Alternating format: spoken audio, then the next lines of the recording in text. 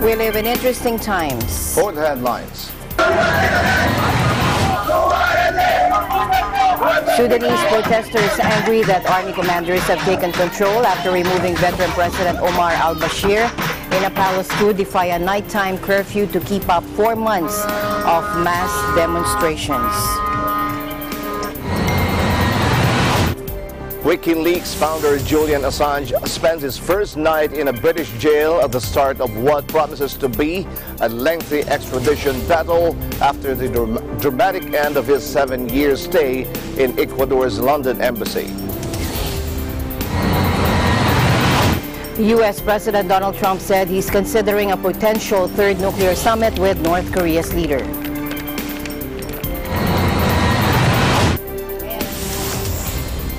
And NAB 2019 Powers Broadcasters Goals. Our EBC correspondent Anna Cui is at the scene.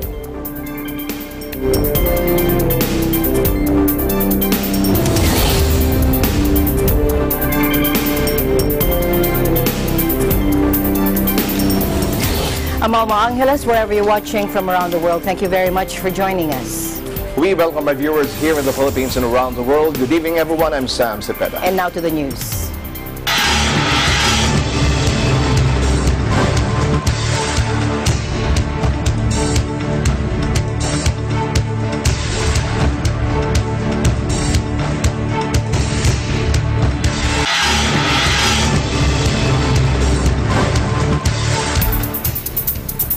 All right, breaking news right now. A strong 6.8 magnitude earthquake rocked eastern Indonesia.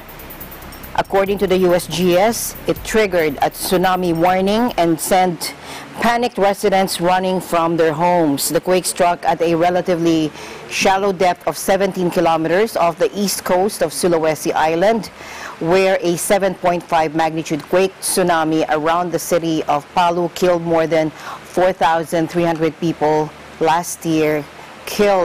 Indonesia's Geophysics Agency issued a tsunami warning for coastal communities in Morowali district, but there were no immediate reports of casualties for now or damage. The USGS warned that considerable damage was possible in poorly built or badly designed structures.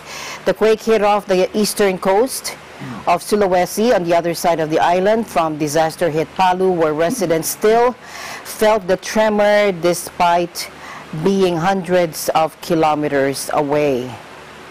Thousands in Palu were living in makeshift shelters 6 months after the late September disaster, with at least 170,000 residents of the city and surrounding districts displaced and entire neighborhoods still in ruins, despite life returning to normal in other areas of the tsunami-struck city. Now, the force of the quake saw entire neighborhoods leveled by liquefaction, a process where the ground starts behaving like a liquid and swallows up the earth like quicksand.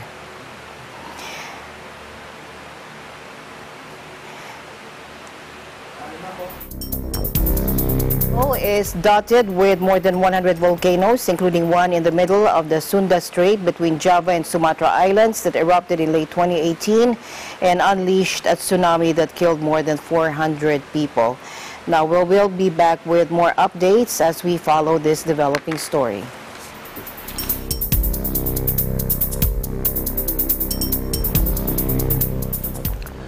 Sudanese protesters angry that army commanders have taken control after removing veteran President Omar al-Bashir in a palace coup, defied a nighttime curfew to keep up 4 months of mass demonstrations on Friday. وعليه أعلن أنا وزير الدفاع رئيس اللجنة الأمنية العليا اقتلاع ذلك النظام والتحفظ على رأسه بعد اعتقاله في مكان آمن. كما أعلن الآتي: أولا، تشكيل مجلس عسكري انتقالي يتولى إدارة الحكم لفترة انتقالية مدتها 2 عام. تعطيل العمل بدستور جمهورية السودان الانتقالي ل 2005. إعلان حالة الطوارئ لمدة 3 أشهر وحظر التجوال لمدة شهر من الساعة 10 مساء إلى 4 صباحا. Protest leaders dismissed the Transitional Military Council formed by top brass after they toppled Bashir on Thursday as the same old faces from the old regime which had ruled the country with an iron fist for 3 decades. Demonstrators demanded a civilian body to lead the transition to democracy and bring an end to the multiple conflicts which have pushed the country into worsening poverty. The United States on Thursday urged Sudan's army to bring civilians into government after ousting veteran leader Omar al-Bashir, saying an announced 2-year-long timeline was too long. The Sudanese people should determine who leads them and their future. The Sudanese people have been clear that they are demanding a civilian-led transition. They should be allowed to do so sooner than 2 years from now.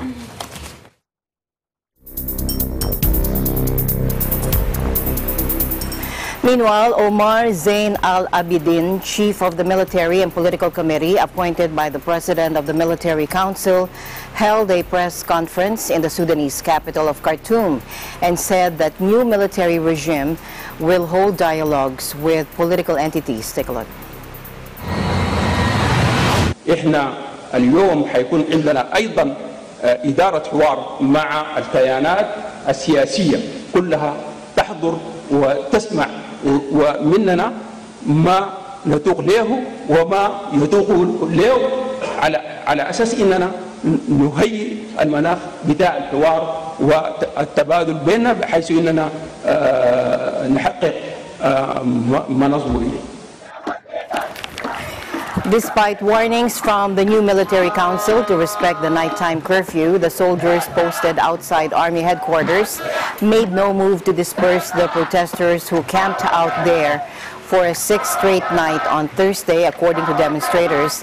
The opposition Sudanese Congress Party called for the establishment of a joint military and civilian council to rule for a 4-year transitional period. It also urged the army to give executive powers to civilians. Meanwhile, UN Chief Antonio Guterres called for a transition that would meet the democratic aspirations of the Sudanese people. The Secretary General continues to follow the developments in Sudan very closely and reiterates his call for calm and utmost restraint by all. He recalls his previous encouragement and expectation that the democratic aspirations of the Sudanese people will be realized through an appropriate and inclusive transition process. The Secretary General reaffirms that the United Nations stands ready to support the Sudanese people as they chart a new way forward.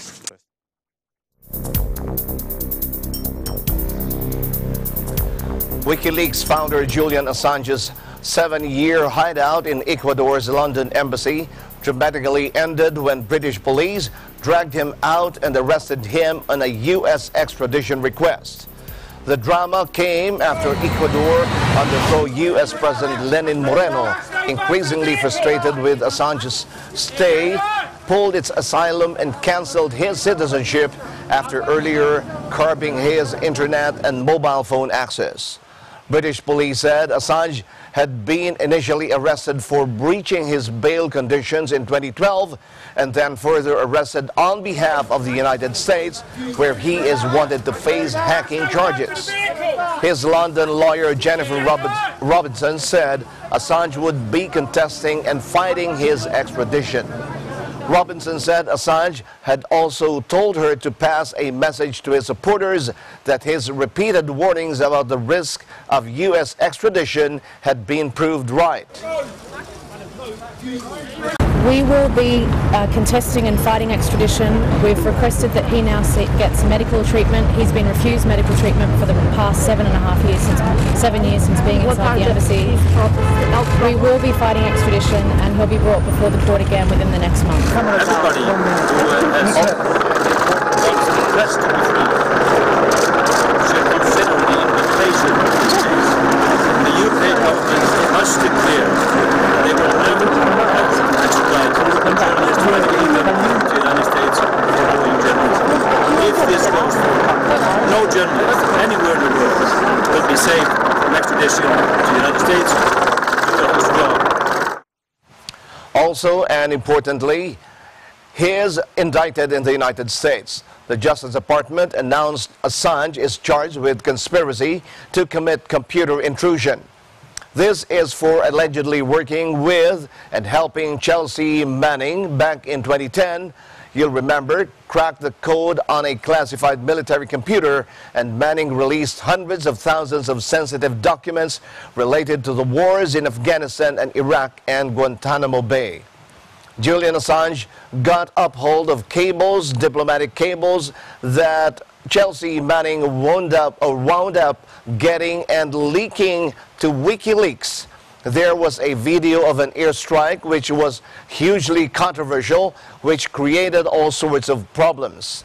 The U.S. government said they had to relocate sources that they were relying on in Afghanistan and other parts of the world because of the release of this information. Changes came about because of these leaks. Assange's supporters fear that his extradition will be followed by more serious U.S. charges, such as treason, a crime that carries the death penalty in wartime.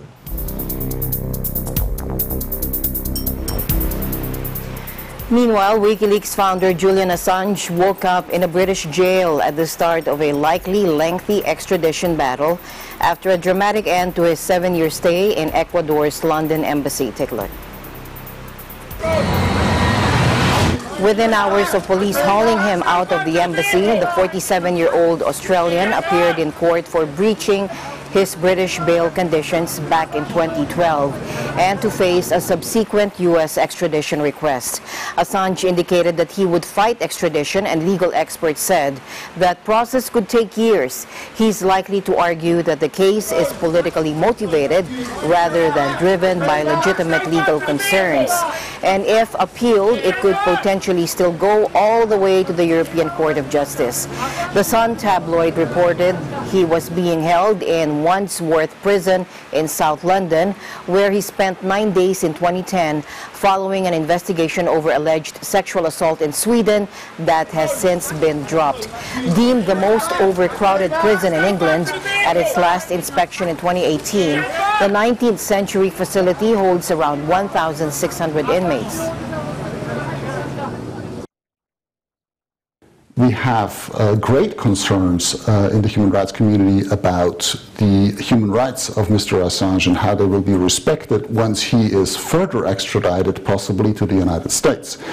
It is probably not a coincidence that charges held against him by the United States that were secret so far for about a year have been made public exactly on the same day where he has been arrested by the British police. The arrest yesterday has shown that, as I explained before, the rule of law is not being respected. His procedural rights already with the expulsion from the embassy is not being respected. The privation of nationality, the rule of law is not being respected. And so this does not give me confidence that in the further legal proceedings his rights will be respected. My main concern is that he might be extradited to the United States, where this is a very politicized case. In any state, it would be very difficult for Assange to escape a conviction just for political reasons because of the political impact he has had. So very, very high standards have to be asked to have a legal proceeding here, or to have a fair trial. Now, after Assange was arrested and dragged into a police van in the British capital, American officials unsealed an indictment against him for computer hacking as part of his WikiLeaks whistleblowing activities. Take a look. Obviously, it is a case that involves national security, and the United States in the last decade, unfortunately, has not proven to be a safe state with regard to the prohibition of torture in cases that involve national security.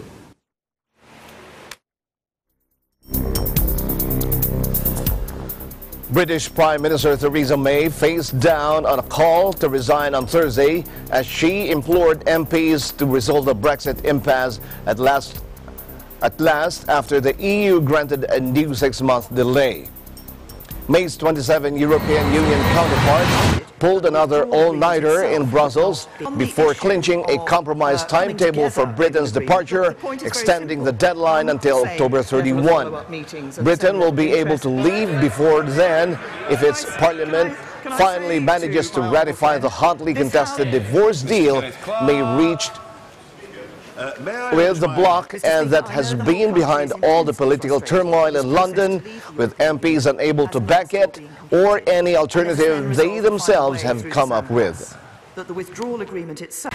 Mr. Speaker, I know the whole country is intensely frustrated that this process to leave the European Union has not still been completed. I never wanted to seek this extension, and I deeply regret that we have not yet been able to secure agreement in this House for a deal that would allow us to leave in a smooth and orderly way.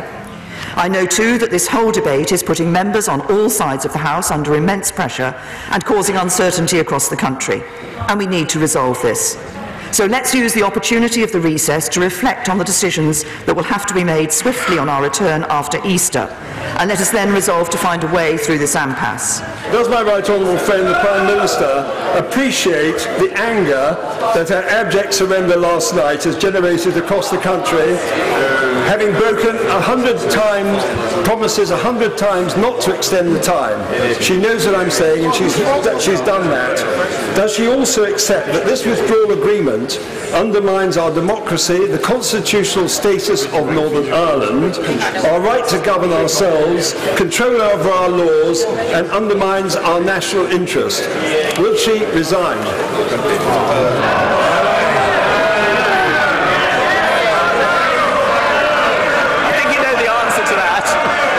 Can the Prime Minister give them at least a crumb of comfort by giving them an absolute assurance that there will most certainly never ever be another application for an extension? And would she agree that the one benefit from the extension is that it gives us even more time to prepare for no deal? Can I say to my honourable friend, can I first of all thank him for the support that he has recently shown for the deal, because the best way that we can give that confidence to his constituents is by ensuring that in this House we agree a deal, and then we're able actually to deliver the leaving of the European Union.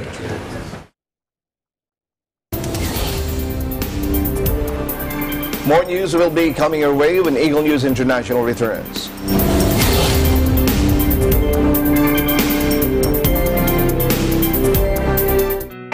Health is a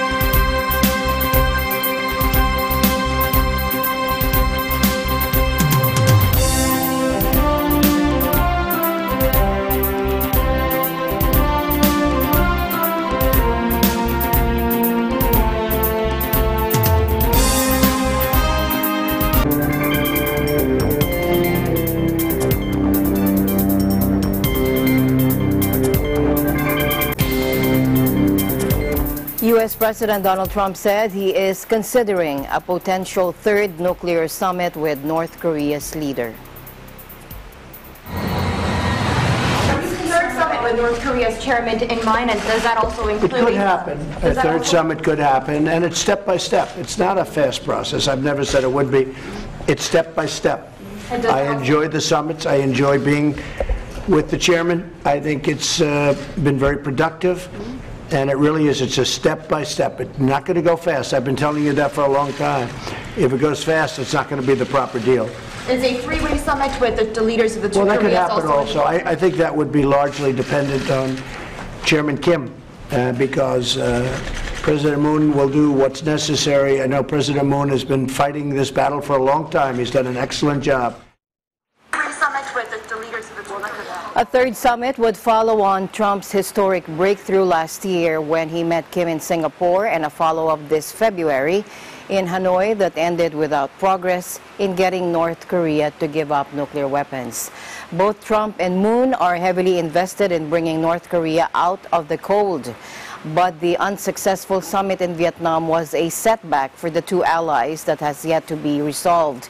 At the White House, Trump insisted that a peaceful resolution of the North Korea standoff remains within reach and that he continues to place considerable hope in his personal brand of diplomacy.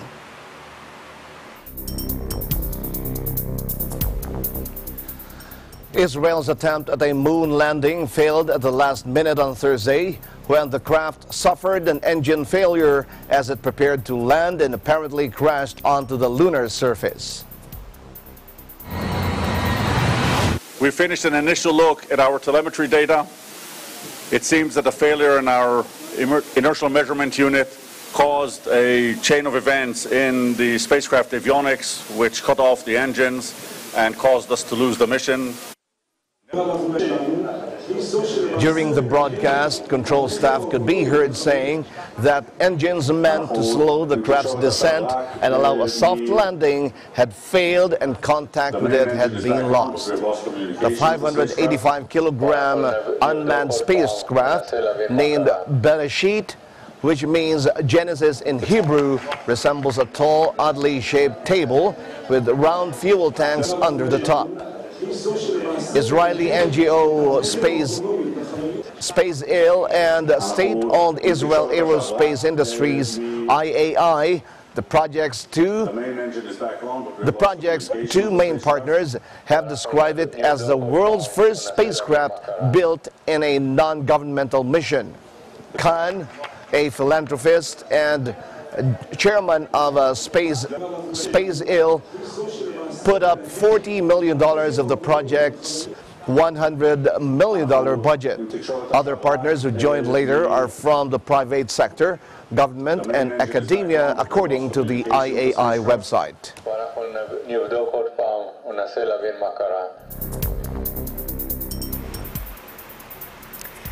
Vice President Mike Pence urged the United Nations to revoke the credentials of Venezuela's ambassador to the world body. Turning to the Venezuelan ambassador, Samuel Moncada Acosta, he told him, "You shouldn't be here." Take a look.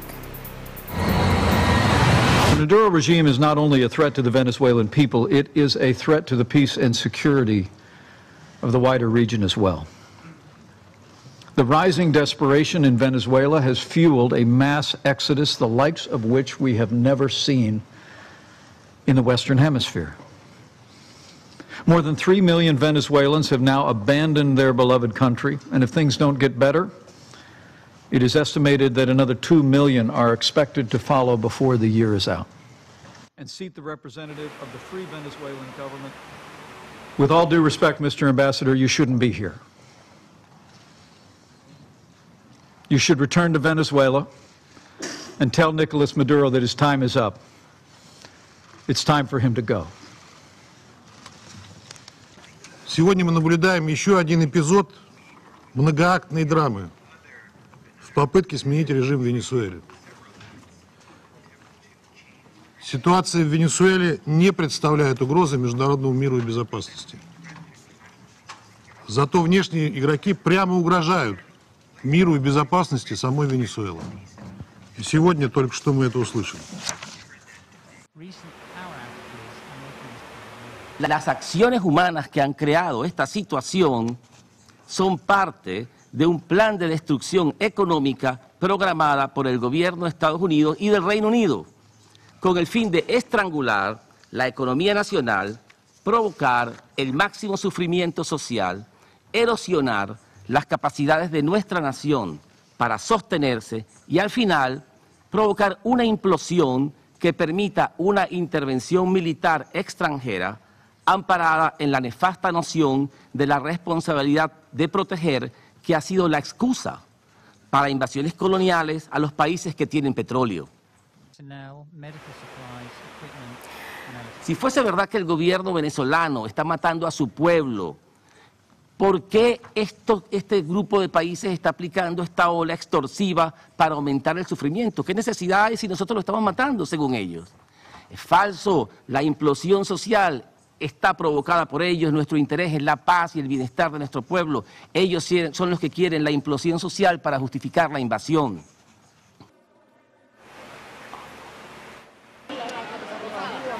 Today's meeting took place at the request of the U.S. Secretary General Antonio Guterres.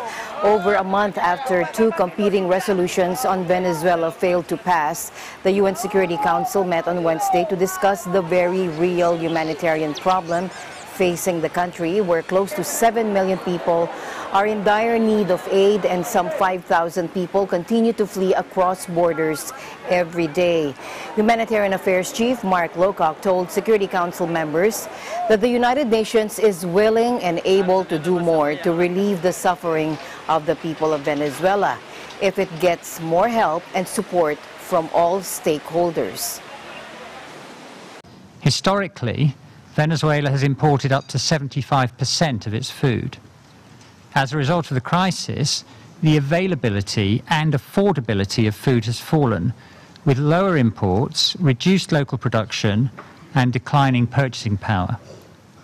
Many people depend on subsidized food to meet their needs. 6 million families across the country reportedly benefit from food supplies distributed by the government. Despite this, malnutrition has increased, especially in areas with the highest poverty rates.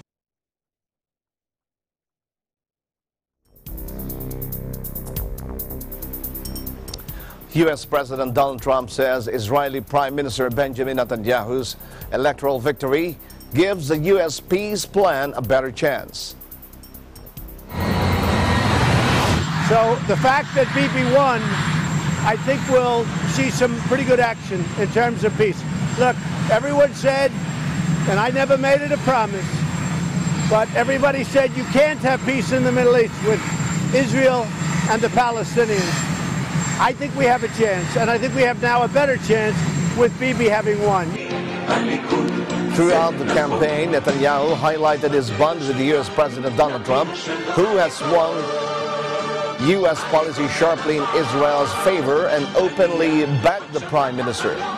Prime Minister Benjamin Netanyahu sought to form a right-wing governing coalition on Thursday after securing victory in a high-stakes Israeli election despite a strong challenge from a centrist alliance. The results from Tuesday's vote came despite corruption allegations against the 69-year-old premier and kept him on course to become Israel's longest-serving prime minister later this year. The allegations are likely to play an important role in coalition negotiations, as many analysts expect Netanyahu to demand pledges from potential partners to agree to remain in the government if he is indicted.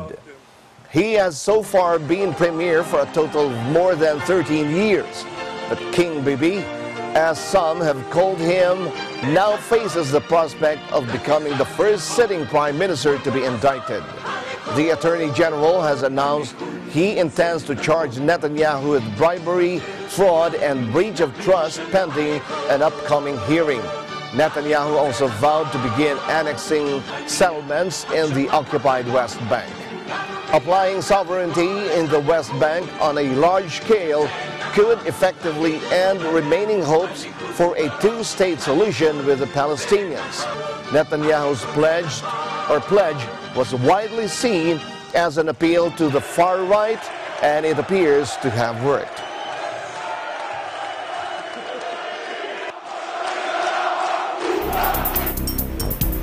In other news, in the southeasternmost pocket of the U.S. state of New Mexico, with El Paso, Texas, to the east and Mexico a stone's throw south, there is a small camp, a few tents, and weathered trailer. Take a look.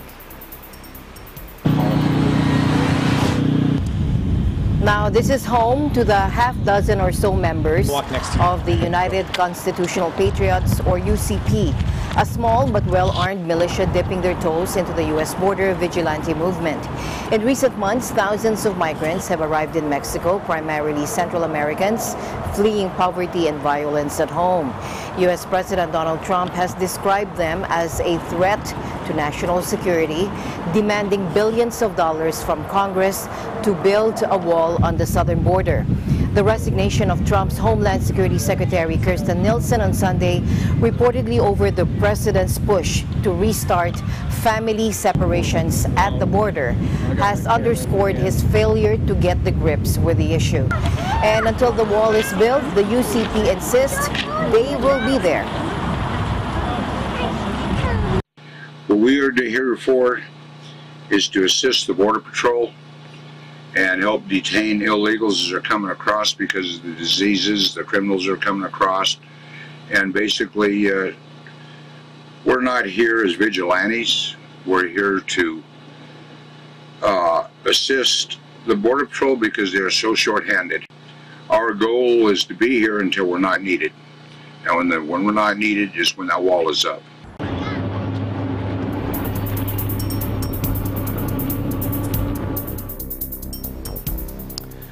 Eagle News asks people living in the U.S. how they feel about President Trump's constant threat to close the border wall.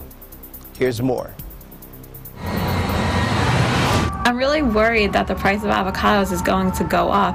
You know, a lot of avocados are sourced from Mexico, as are a lot of other fruits and vegetables.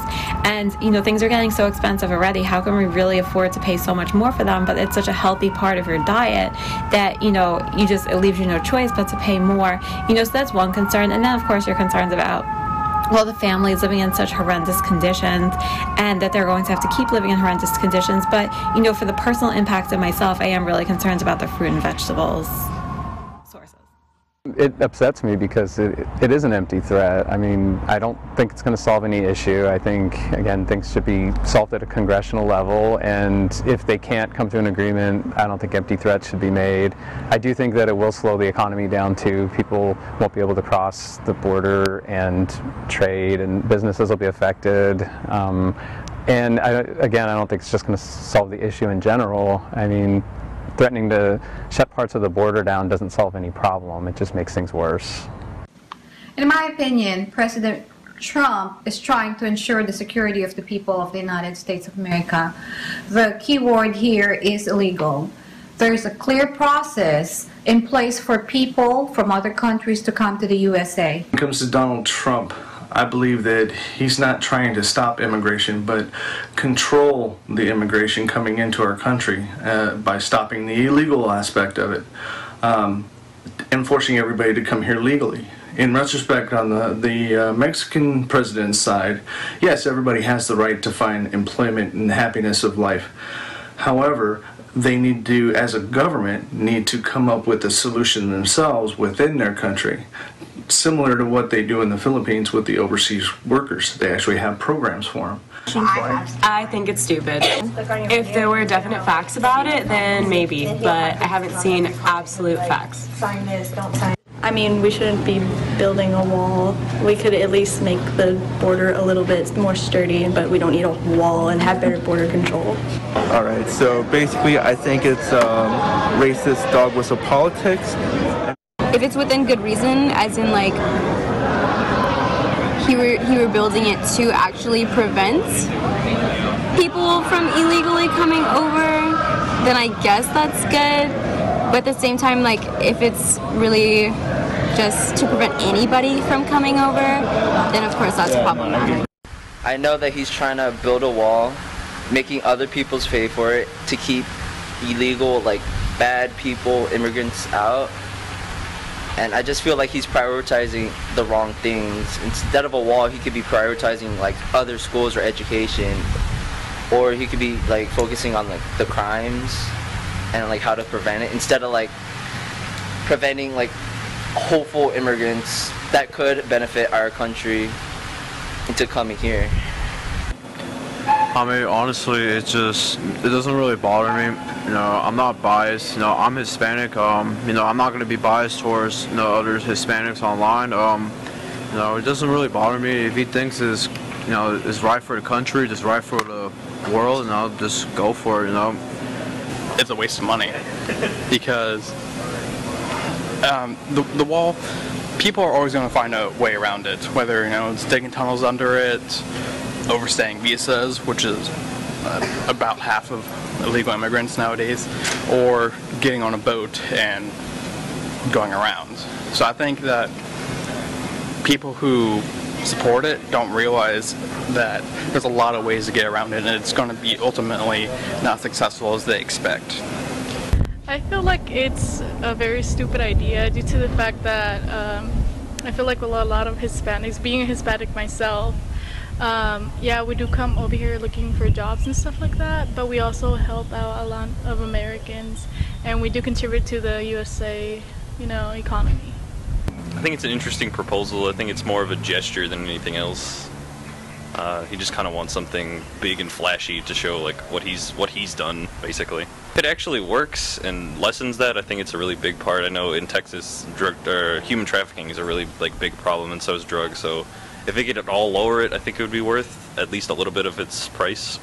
I'm pretty indifferent to it. It's not, I don't really think it's a good or a bad thing, but such is life. So if it's gonna happen, cool. If not, you know, whatever.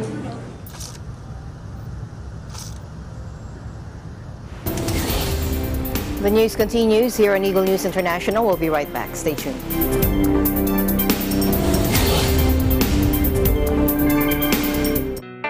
Health is our most important asset.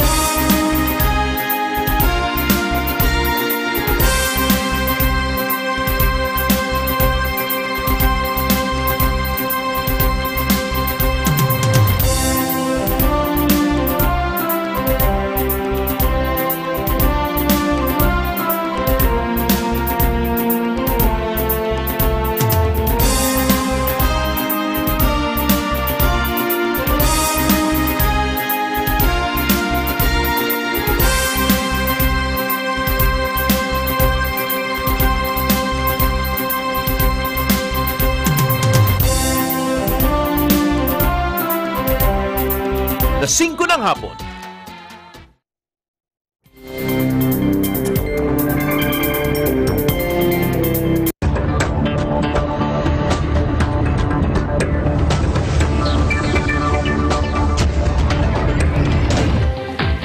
World Bank Group President David Malpass addressed the press about the bank's continued effort to fight extreme poverty during the World Bank Group and International Monetary Fund 2019 spring meetings. Take a look. Our mission is clear and important. The bank's role is particularly important in poorer countries where the global economic slowdown that began last year hits people the hardest. On current trends, per capita income growth in sub-Saharan Africa as a whole is now projected to stay below 1% until at least 2021, which elevates the risk of a further concentration of extreme poverty on the continent. Growth in median income will also be weak. This fact is extremely troubling because it jeopardizes the World Bank's primary goal of ending extreme poverty by 2030. Globally, extreme poverty has dropped to 700 million at the last count. That's down from much higher levels in the 1990s and 2000s. But the number of people living in extreme poverty is on the rise in sub-Saharan Africa.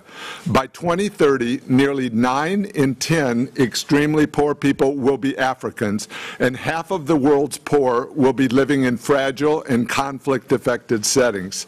This calls for urgent action by countries themselves and by the global community.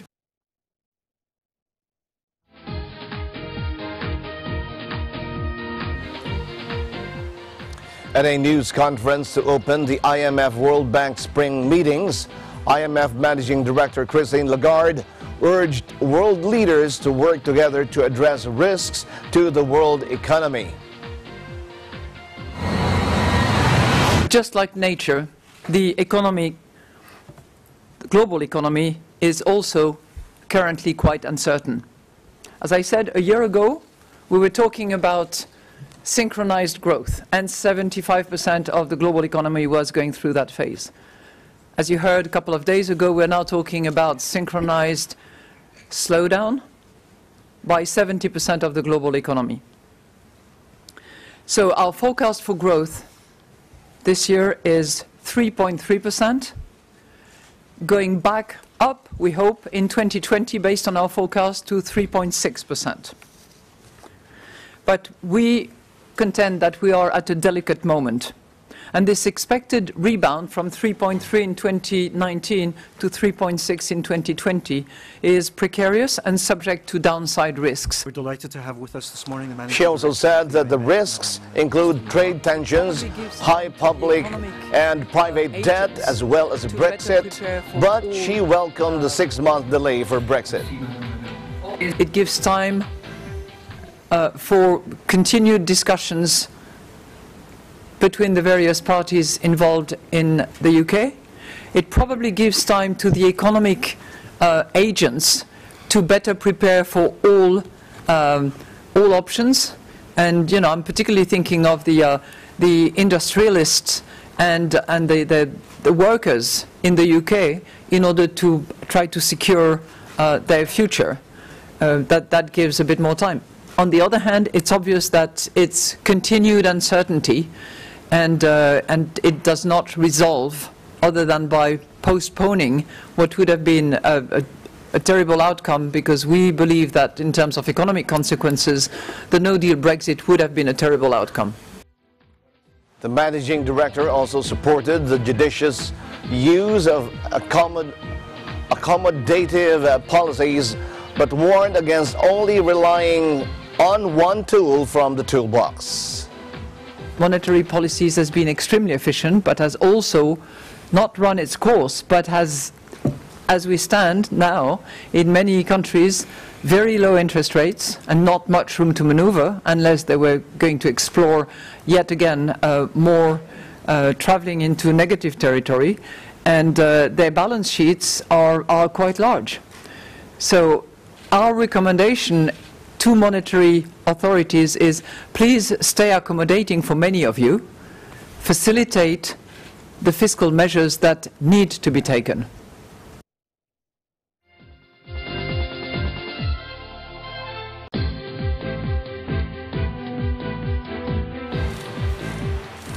At the same meeting, IMF Christine Lagarde and famed naturalist and broadcaster David Attenborough are drawing links between the natural world and the global economy and calling for action to avert the worst impacts of climate change, plastics, pollution, and mass extinctions. In the event at the spring meetings of the International Monetary Fund and World Bank, Lagarde asked Attenborough about the environment and how the economy is connected to it.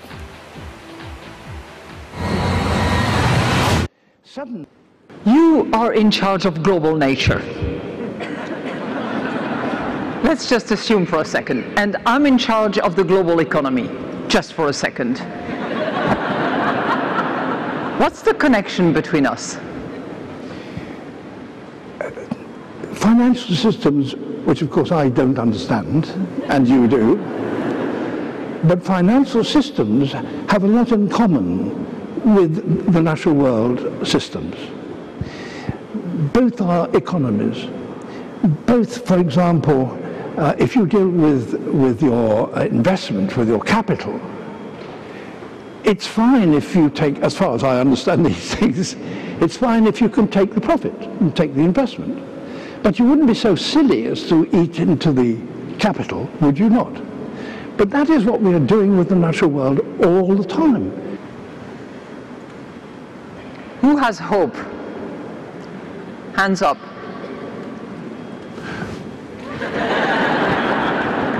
You raised your hand, so I have hope too. And why?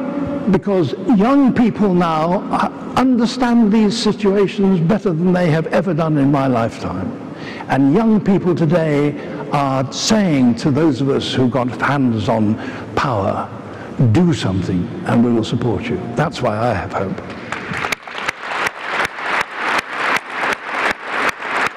For your time.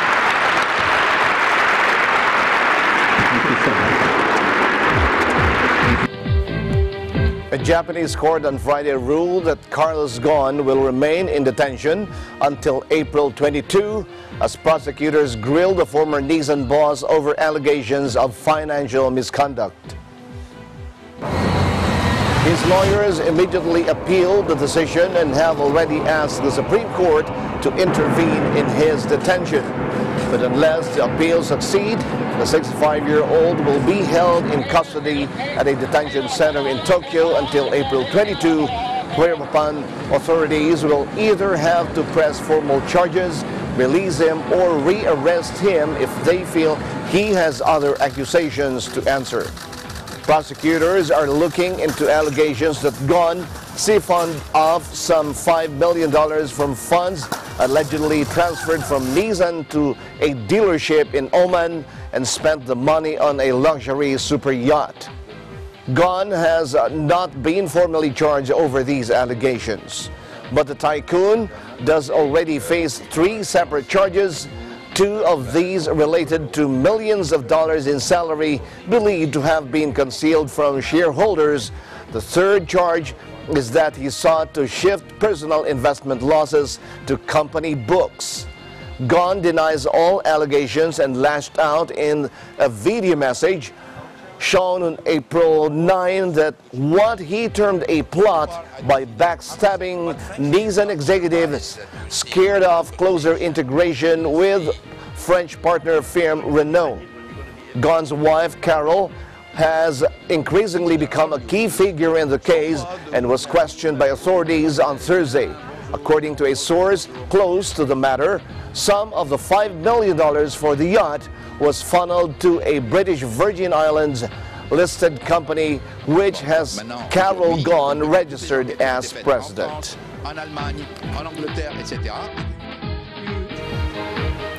Japan on Friday attacked an extremely regrettable ruling by the World Trade Organization that upheld a ban by South Korea on some seafood from Fukushima imposed after the 2011 nuclear disaster.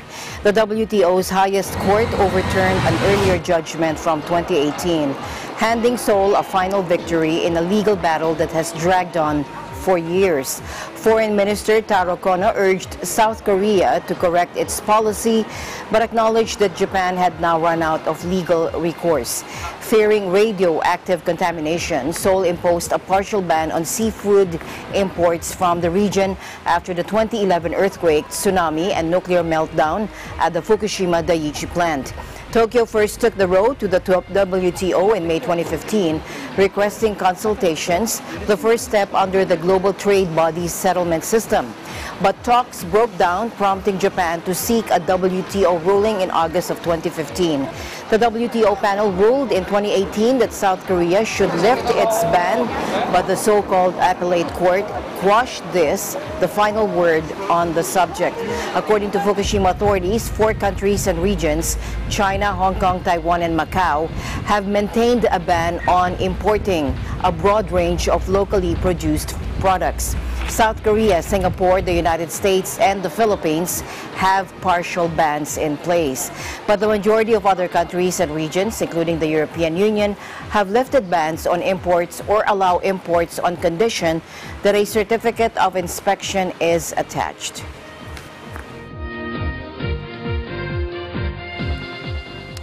What trends are driving broadcast in 2019? Let's check out the latest from the 2019 NAB show. Our ABC correspondent Anna Cui is at the scene. It's NAB 2019 happening here at the Las Vegas Convention Center. There's so much to do and see here that most attendees focus on only one part of the event. See all the new cool camera gear that I love and meet a bunch of people that I've seen online finally in person. The goal for coming is mostly just getting to check out the new products that are coming. Myself and the Think Media team, we have a couple goals. The first one is actually to create content, and then the second thing is connecting with people. It's not just about creating and editing video for broadcasting on whichever platforms that are available these days. This year, we continue to see artificial intelligence and augmented or virtual reality being utilized in broadcast and media. Look forward to bringing you the brand new news experiences. So I'm not saying Mr. Zhang Zhao was difficult, but they created a digital replica of him. And if you look at him side by side from a distance, you can't tell the difference. So this is an artificial created version of Mr. Zhao. And the benefit of it is that you have a persona that can continually tell you the news 24/7. Esports made its debut at NAB show this year, offering premium entertainment with high-end gaming consoles and PCs. They're not here just to show off these gears these gamers only dream of, but also to hold actual tournaments. Esports is a growing industry at a tremendous rate and has created a new revenue stream for the broadcast industry. Yes, it is the first time that NAB show has done esports at their conference, which NAB show has been going on for a long time. I think it's long overdue as esports keeps growing, and as you see, it's been a very good turnout the last 3 days, and we've been very happy about everything. And right now we're participating and playing a live tournament right behind us, live on stream, being broadcasted on twitch.tv/NAB show esports. I think the goal is our industry is broadcasted everywhere, right? So I think the goal is to let your exhibitors know that esports is here and has a need for what you guys do. So much is addressed here at NAB that it's hard to say which sectors bring in the biggest crowds. But these attendees definitely have a way to make the best of their experience, and others express their appreciation on how important it is for their business. So, you know, mobile at NAB used to mean the big trucks that you see outside. So we decided to redefine it this year with our Mobile Filmmakers Pavilion, which is all about being able to do film anywhere you are, any camera you have, without technology all around you. And so it's an important change at NAB to look at filmmaking for any person, not just the professional who needs the largest equipment or has the biggest budget. With $20, you can now do professional video editing. So many cool, unique, interesting companies here. I can't help but thinking that I'll meet somebody that, if they don't become a client, at least they'll be someone that's worth knowing from a professional capacity.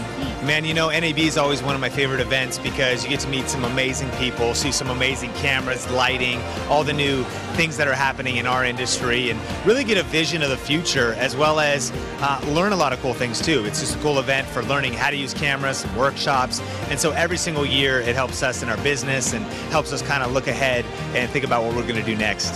Now you can still watch our live coverage at eaglenewslive.com. From NAB 2019, I'm Anna Cui, and I'm one with 25. Thanks, Anna. We'll be right back. Stay tuned.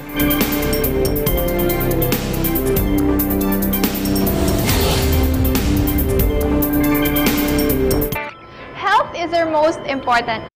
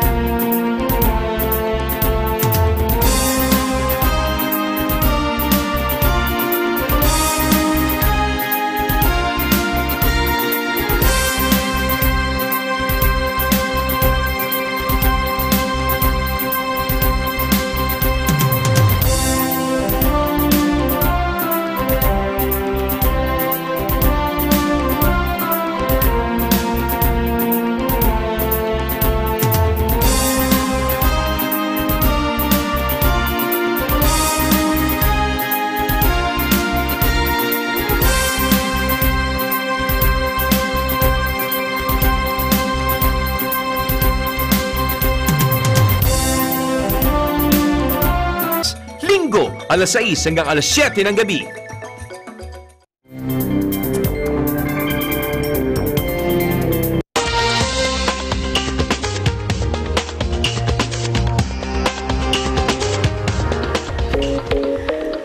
And finally in our news, a sudden heavy downpour that occurred at around 2 this afternoon flooded a portion of Mindanao Avenue going to Valenzuela City with knee-deep waters that only trucks and large vehicles could pass through. Take a look.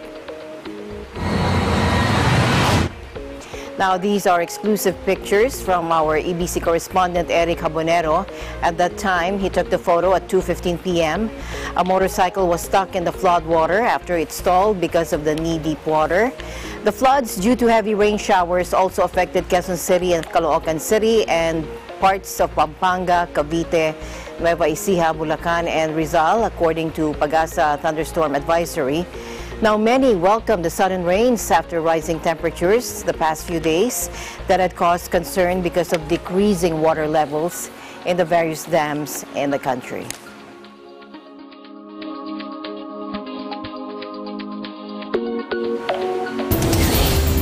Now, that's a sign of relief. Yeah.